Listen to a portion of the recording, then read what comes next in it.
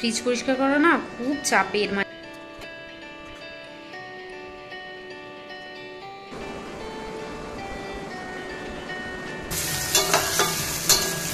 Hello friends, good morning and welcome back to the channel.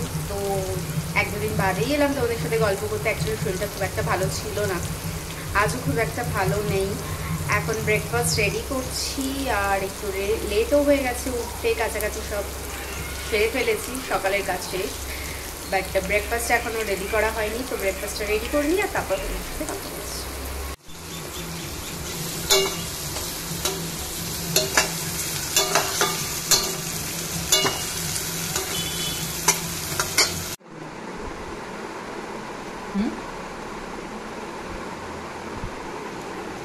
কেমন হয়েছে জন্য? ভালো হয়েছে। তো আজকের ব্রেকফাস্টে উপমা আর কাল রাতে করেছিলাম একটু ঘুগনি, ওটাই। সোনু মটর তরকারি বা ঘুগনি দিয়ে উপমা খেতে খুব ভালোবাসে। আর আমি এখানে নিয়ে নিয়েছি একটু চা। অনেকক্ষণ ধরে চা খাইনি, মাথাটা ধরে রয়েছে, শরীরটা খুব একটা ভালো না, তো চাটা খেতেই হবে। গলাটা ধরে রয়েছে, মাথাটা ধরে রয়েছে।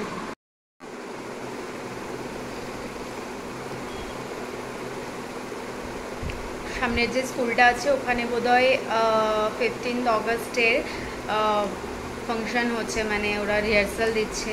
তো আমার ছেলেবেলার কথা মনে পড়ছে, মানে ছোটোবেলায় যখন আমরাও স্কুলে থাকতাম, এরকম ইন্ডিপেন্ডেন্স ডে আসার আগে থেকেই প্রচুর রিহার্সাল হতো। মানে আফটার লাঞ্চ আমরা রিহার্সালই করতাম, যা যা প্রোগ্রাম হবে তার জন্য যে যেটাতে নাম দিয়েছে বা নাম উঠেছে, যেটাই বলতে পারো।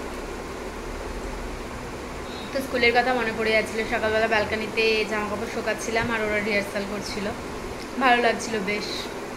আর তারপর তো ঘরের কাজ, মানে আমি এর আগেও বলেছি, মানে ওরা খেলাধুলা এইসব করলে না বেশ ভাবতে ভাবতে আমি ওদেরকে দেখি আর ছোটোবেলার কথা মনে পড়ে, আর ভাবতে ভাবতে আমার কাজগুলোও শেষ হয়ে যায়।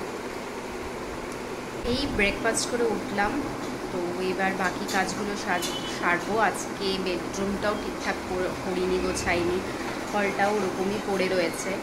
তো যেহেতু দুদিন বললাম যে শরীরটা ভালো ছিল না, তো খুব একটা কিছু করতে পারিনি। তো আজকে সব বেডরুম হল সব ঠিক করব। তো দেখতে থাকো, তারপরে তোমাদের সাথে এসে পুরো গুছিয়ে নিই, কাজটা শেষ করে নিই, মাথাটা একটু হালকা হোক, তারপরে এসে গল্প করছি। জানো তো, সকাল থেকেই মনটা খুব একটা ভালো নেই, কারণ ফেসবুক খুললেই দেখছি খালি ওই আরজি করের ঘটনাটা। আর তাতে সবাই খালি একটাই পোস্ট দিচ্ছে বেশিরভাগ জনই, যে মেয়েদেরকে সেলফ ডিফেন্স শেখানো উচিত, ক্যারাটে শেখানো উচিত। কিন্তু হোয়াট অ্যাবাউট বয়েজ? কেন সবসময় মেয়েদেরকেই, কিছুই হোক এইরকম ঘটনা আমরা দেখি মেয়েদেরকেই শিক্ষা দিতে হবে, মেয়েদেরকে সাবধান হতে হবে, রাতে বেরোতে পারবে না? কেন ভাই, ছেলেদের কিচ্ছু শেখাবে না? ছেলেদের শেখানো উচিত না যে মেয়েদের কিভাবে সম্মান দিতে হয়? নিজের মা, বোন, বউ এক চোখে দেখবে, আর পরের বাচ্চারা কিছু না, পরের মেয়েরা মেয়ে নয়। আজকাল না, মানে আমি সেদিন একদিন আগেই হয়তো আমি ফেসবুকেই পড়ছিলাম একটা লেখা, তাতে লিখেছে একটা বাবা যে কাল সকালে বাচ্চাকে যখন সে স্কুলে দিতে যাবে, কলেজে ছাড়তে যাবে, সব সময় গাইড করবে। তার মেয়ে কিন্তু সেই বাবাকে ভীষণ, মানে অকথ্য বলতে পারে, ভুল বুঝতে পারে যে বাবা তুমি আমাকে ফ্রিডম দাও না। তো সেই উত্তরে বাবা বলছে যে কি করে তাকে বোঝাবো, আমি ফ্রিডম দিতে চাইলেও সমাজ তো তোকে ফ্রিডম দিতে দেবে না আমাকে। আমি শান্তিতে বসে থাকতে পারবো না ঘরে, তুই যখন বাইরে থাকবি, স্কুলে যা, কলেজ যা, কিংবা কর্মক্ষেত্রেই যা কিনা। কতটা দুঃখ বেদনা একটা বাবা এই ঘটনাটা, কথাটা মনে ভাবে বলুন তো। কেন আমরা শুধু মেয়েদেরকেই সতর্ক হতে বলবো, সেলফ ডিফেন্স শিখতে বলবো? ছেলেদেরকে কি একবার বলা যায় না, শেখানো যায় না? ঘরে ঘরে যদি প্রত্যেক মায়েরাই তাদের সন্তানদের ছোটোবেলা থেকে এই শিক্ষাটা দেয় না, শিক্ষা দিতে তো আর পয়সা লাগে না, গরিব বড়লোক বলে তো শিক্ষার কোনো ভেদ নেই না। তো আমি বলবো সকলেই যেন তাদের ছেলে মেয়েদেরকে এই শিক্ষাটা দেয়। আমার ছেলে এরকম করবে না বা করতে পারে না এটা ভেবে ছোটোবেলা থেকে এই শিক্ষাটা না দেওয়া খুবই খারাপ। ফেসবুক খুললে সত্যি খুব কষ্ট হচ্ছে, মানে একের পর এক এই ঘটনা শুনতে শুনতে সত্যি মনে হচ্ছে আজকে মেয়েরা সত্যি সেফ নয়, বাইরে গেলে সত্যি ভয় লাগে। আর ঘরে কতক্ষণই বা থাকবে? আমরা কি পড়াশোনা করাবো না বাচ্চাদেরকে, মেয়েদেরকে? মানে আমি এটা বুঝতেই পারছি না। যে বা যারা এই নিউজটাকে লোকাতে চাইছে না হসপিটালে, তাদেরকেও মানে সাসপেন্ড করা উচিত। আমি তো বলবো ওই হসপিটালের রোগীদেরকে ট্রান্সফার করে অন্য হসপিটালটাকে পুরো সিল করে দেওয়া উচিত। মানে যতক্ষণ না অপরাধী সবাইকে শাস্তি দিতে পারছে ততক্ষণ পর্যন্ত ওই হসপিটালটাকে পুরো সিল করে দেওয়া উচিত, তবেই যদি শিক্ষা হয়। এদের নিজেদের মানে শাস্তি না পেলে এরা বুঝতে পারবে না, তার আগে পর্যন্ত এরা এটাই ভেবে যাবে যে কিভাবে লোকানো যায়, ধামাচাপা দেওয়া যায়। কি জানি বাবা, এদের কি কোনো মানবিকতা নেই? এদের কি মানে আমরা ফটো দেখে ফেসবুক পোস্ট করে আমাদের এমন বাজে লাগছে, এদের কেন কিছু হয় না কে জানে বাবা, এদের মধ্যে কি মানবিকতা একদমই নেই? আজকে লাঞ্চের মেনুতে হচ্ছে বেগুন ভাজা, পটল ভাজা, সামান্য আচার নিয়েছি, গোবিন্দভোগের রাইস, সোয়াবিন আলুর তরকারি করেছি আর ডাল। এই হচ্ছে আজকের লাঞ্চ। একটু ভাজাভুজি বেশি করে ফেলেছি আর তাতে একটু আমুলের ঘি নিয়ে নিয়েছি। আমার খুব ঘি খেতে ইচ্ছা করছিল কারণ ভাতটা খুবই গরম গরম। তো চলো ঝটপট আমি লাঞ্চটা সেরে নিই। একটু টায়ার্ড লাগছে কারণ আজকে রান্নাঘরটাও পরিষ্কার করলাম আর হাতটা একটু পেন বেড়েছে। তো একটু লাঞ্চ করে রেস্ট করে নিই আর তারপরে তোমাদের সাথে বিকেলে কথা হচ্ছে। তো এই জাস্ট ঘুম থেকে উঠলাম। ঘুম তো কি, ওই জাস্ট কিছুক্ষণের জন্য ঘুমিয়েছিলাম, মেড চলে এসেছিল। বাকি একটু চা করলাম, চা খাবো। মাথাটা দৌড়েছে, খুব একটা সর্দি ফর্দি হলে না দেখবে মানে ঠান্ডা লাগলে এমনিতেই চা খেতে বারবার মন চায়, আর আমি তো এমনিতেই চা খেতে ভালোবাসি। তো আজকে বিকেলে ভাবছি কিছু একটু স্ন্যাক্স করবো বা আনবো, যাই হোক যেটাই করব। বাকি রাতে ডিনারে সোনু বাইরে যাবে, ওর ডিনার বাইরে আছে ফ্রেন্ডদের সাথে, আর আমি ভাবছি কিছু একটা করে খেয়ে নেবো রাতে, পাস্তা হোক বা কিছু। আগে সন্ধ্যেবেলায় যদি আমি কিছু স্ন্যাক্স বানাই এখন, তো আর কিছু খাবো না রাতে, ডিনার কতটা করতে পারবো।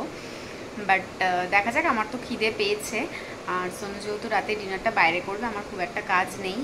কাল আবার মেড বলেছে আসবে না, কাল আমার তাই আরও কাজও থাকবে। তো আজকে যত বাসন কম পড়বে, রাতে বাসন তত কম মাজতে হবে। আর কালকেও সকালবেলাটাও মানে ফ্রি থাকবো, খুব একটা থাকবে না। যদিও রাতের বাসন আমি চেষ্টা করি রাতেই মেজে দিতে, যদি মানে মেড না আসে পরের দিন, তাহলে আমার মানে ডবল খাটনি হয়ে যায়। তো দেখতে থাকো ব্লগটা। আজ ভাবলাম রাতে যেহেতু আর ডিনার করার নেই, তাই জন্য সোনুর কাবারটা গুছিয়ে নিই। অনেকদিন ধরেই ভাবছিলাম করব বাট করতে পারছিলাম না। এই সন্ধ্যের পরে তো জানোই তোমরা, একটু টুকটাক কাজ থেকে থাকে আমার অফিসিয়াল, তো আর করা হয় না। তো আজ ভাবলাম এটাই করি। এটা জানো তো খুব বড় কাজ, মানে আমার কাবার্ড আমি মাসে 2 বার করলে তাও হয়ে যায়, 2 বারও লাগে না। বাট সোনুর কাবার্ড কিন্তু সপ্তাহে 1 বার না করলে হয় না। ও যে কি ওলট পালট করে। বাকি প্রথম না আমি আয়রন করে রাখতাম ওর জামা প্যান্ট, বাট তারপরে দেখলাম কোনো লাভ হয় না। কোথাও যাওয়ার সময় ভালো জামাগুলোকে আমার আবার আয়রন করতে হয়। তো ওই জন্য ডবল খাটনি কার ভালো লাগে বলো? বিয়ের পর প্রথম অনেক করেছি, দিয়ে তারপরে তাও করতাম, বিয়ের অনেক দিন পরও করেছি। বাট এখন দেখি ও একেবারে হেলাই নিয়েছে এটা, মানে নেবে, টানবে, আর ধরো সেটা পছন্দ হলো না, ওটা আবার দলা পাকিয়ে রেখে দেবে। মানে ওর একটুকু কষ্ট বোধহয় হয় না কি না আমি জানি না, বাট হ্যাঁ এটুকু বলবো, বাকি রান্নাবান্নায় ও আমাকে হেল্প করলেও এসব কাজ ওর দ্বারা হবে না, আর ও করলেও আমার পোষায় না ও যেভাবে ভাজ টাজ করে। তো যাই হোক, আমি আজকে ভাবলাম ওর কাবারটা ঠিক করে দিই। তো প্রায় শেষের দিকে, আর আজ কাজও আমার বেশি নেই, মানে কাজ ইন দ্য সেন্স রাতের ডিনারটা করব না, যেমন বলেছিলাম যে আমি বাইরে থেকে অর্ডার করে কিছু খেয়ে নেব। আর সোনু তার ফ্রেন্ডের সাথে প্ল্যান বানিয়েই নিয়েছে রাতের ডিনারে, আর তাই জন্যই এটা করতে পারলাম। আর একটু লেট করে আজকে লগ ইন করবো, আজ মিটিং কোনো নেই তাই জন্য। আজকে বাইরের ওয়েদারটাও খুব ভালো, সারাদিন বৃষ্টিও হয়নি, হালকা রোদ ছিল, বেশ হাওয়া দিচ্ছিল। আমার রাতে অফিস না থাকলে না আমি সত্যি আজকে সোনুর সাথে আমিও প্ল্যান করতাম, যদিও ওরা ছেলেরাই করেছে প্ল্যানটা, কারোর ওয়াইফ যাচ্ছে না। তো যাই হোক, কাভার তো আমার গোছানো প্রায় কমপ্লিট, এই 2-4টে আছে, এগুলো একটু গুছিয়ে রেখে দেবো, তারপরে আমার শান্তি। আমি জানি যদিও দেখবে নেক্সট উইক আবার তোমাদের সাথে শেয়ার করছি, আর তখন না মানে গোছানোর পূর্ব অবস্থাটা তোমাদেরকে দেখাবো, তোমরা একটু দেখো যে কি হালটাই না করে। আর আজকে দেখিয়ে দিচ্ছি, দেখো এরপরে মানে ডে কাউন্ট করব আমি এবার, তারপরে ওকে বলবো যে দেখো তুমি কতদিনে এমন অবস্থা করো। তো আজকে আমি সোনুর জায়গাটা গুছিয়ে দিয়েছি কাবার্ডের, ওকে কিছুদিন আগেই তোমাদেরকে বললাম না ওর কভারটা ঠিক করেছি, আবার ও যেই কি সেই করে দিয়েছিল। বাকি আয়রন করিনি, বিনা আয়রনেই রেখেছি, কারণ আয়রন করে দেখেছি ও ঠিকঠাক রাখতে পারে না। তো যাই হোক ওর জায়গাটা ঠিক করলাম এখানে, আর সবগুলো আলাদা আলাদা রেখেছি যাতে ওর প্রবলেম না হয় কোনটা বাইরের কোনটা অফিসের কোনটা ঘরের। আর এটা তো করতে হয়নি খুব একটা, এখানে আমি আমার রেখেছি সব কি বলবো বেডশিটগুলো, কুশন কভারগুলো। বাট আমার চিন্তা হয় এটা নিয়েই, কারণ নিচে তো ওর অত কাজ নেই, ওগুলো আমিই করি। বাট এটা নিয়ে আমার চিন্তা হয় এটা প্রচুরবার ঠিকঠাক করতে হয়। যাই হোক আজকে একটু টাইম পেয়েছি, আমার এখনও লগ ইন হয়নি, করতে হয়নি আজকে, একটু লেট করলেও চলবে, মিটিং নেই, তাই জন্য আমি ভাবলাম আগে এটা করে নিই। তো হাত ব্যথা করছিল বাট তাও সেরে নিলাম, কারণ অন্য দিন আমি টাইম পাই না।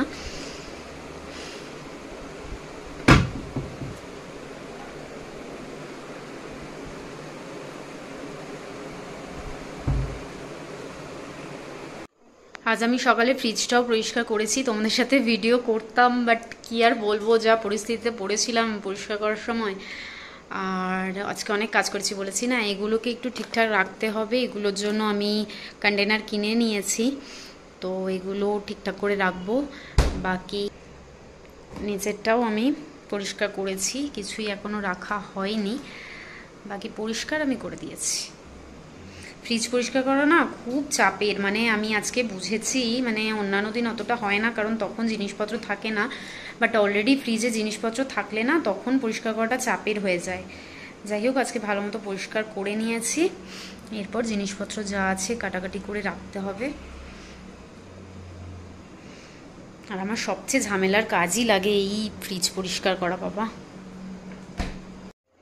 দুপুরে আমি ওকে বললাম একটু আনার ছাড়িয়ে দিতে, দিল না। আর এখন সন্ধেবেলা আমি চা ফা খেয়ে নিয়েছি, এখনও আনার কাটতে বসেছে, তো এটা রেখে দিতে হবে ফ্রিজে, কালকেই খেতে পারবো, আজকে তো আর কখনই খাবো, চা খাওয়া হয়ে গেছে আর প্রায় সন্ধে বলতে পারো। তো রাতে যদিও আমি ফ্রুটস খুব একটা খাই না, খাওয়াটা উচিত না।